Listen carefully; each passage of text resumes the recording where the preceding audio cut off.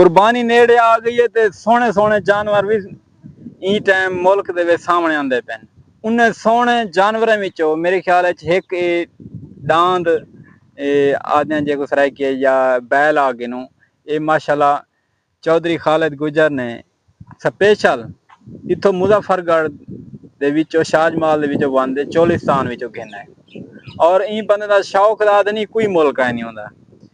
ई time ई बंदे ने मेहनत करते उतो चोलिस्तान गए उतो स्पेशल लोधरा दी मंडी विचों चोलिस्तान दा ये ऊँट बच्चा कहना है आज कल साल पहले।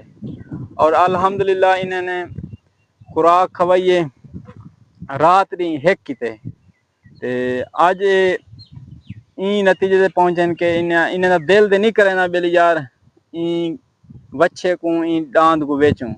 लेकिन हुण मजबूर है बंदा आदे नहीं मजबूरी वाला बंदा मजबूरी कलें देंदा भी है ते ये विकाऊ भी है।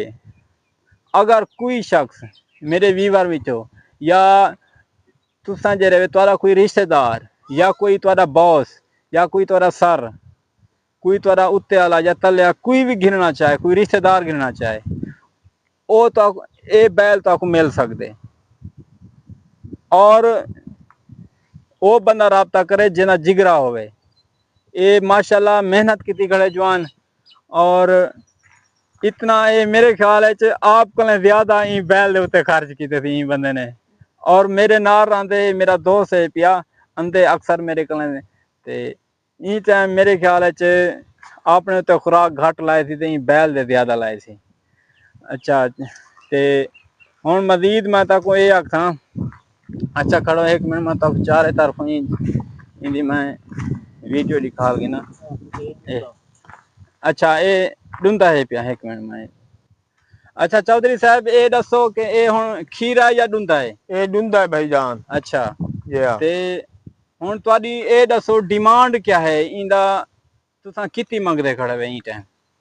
भाईजान केड़ा घिन सी राबता करे सी हाँ राबता नंबर देनू जी हाँ ठीक है अल्लाह खैर करे सी सौदा बनवे सी जी हाँ ते अच्छा ये दसो हुण तुसां अपना राबता नंबर दसो टेलीनार दा या चाहे दा कोई भी नंबर होवे जरा दसो। 0348 33 23 508 वाला एक फिर रिपीट करो जा।